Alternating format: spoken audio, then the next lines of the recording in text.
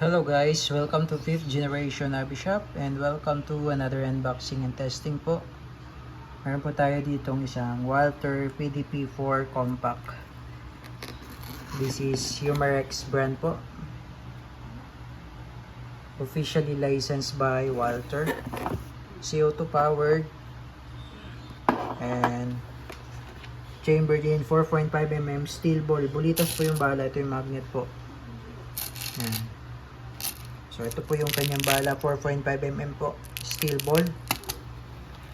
Kasama na siyang hard case. And PDP-4 compact. Meron siyang red dot optic na inclusion. Yan. Airgun non-blowback po siya.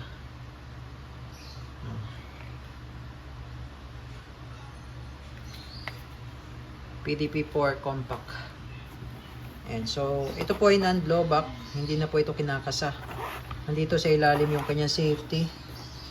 Ayan. Pag pula, fire. Pag puti,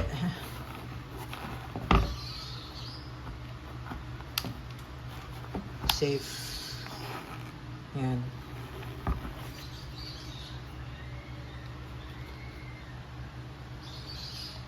Pwede mo siya lagyan ng flashlight.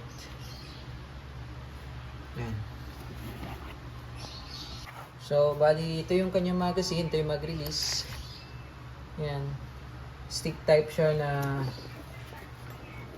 nasa 16 rounder po. 16 ang capacity niya. So, ganito lang yung paglo-load. Lock nyo lang yung spring sa dulo. Ito yung bulitas. Pasok nila dito.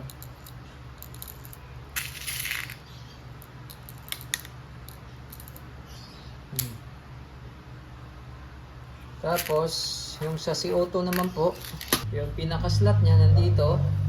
Tuklap nyo lang. Tapos nandito na yung screw. Yung Allen screw. Yan. Pamihit natin. Okay, so lagyan natin ng CO2. Ito yung kanyang CO2 capsule or cartridge. Takan lang natin ng oil. So yung CO2. Pagka hindi pumasok yung CO2, adjust nyo lang yung screw. Allen screw. Yan.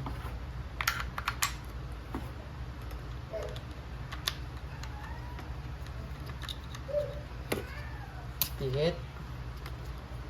Tamang higpit lang. Tapos balik natin.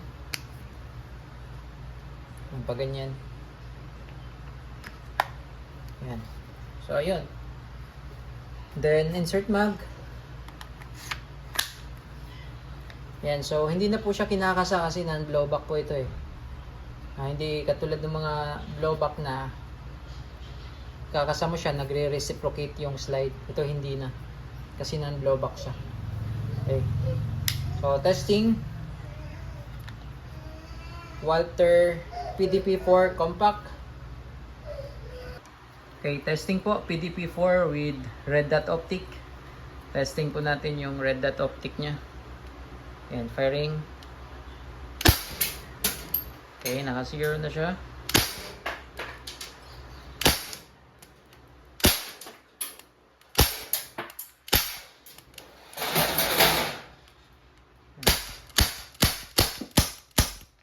So pag wala na siyang bala, iba na yung tunog niya. So ito hindi gumagalaw yan. Okay, so pag off naman, ito, mayroon siyang level 1, level 2. Pag gusto nyo medyo malakas, level 1 sa gitna.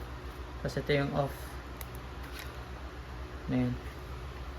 Okay, PDP-4 compact non-blowback airgun pistol.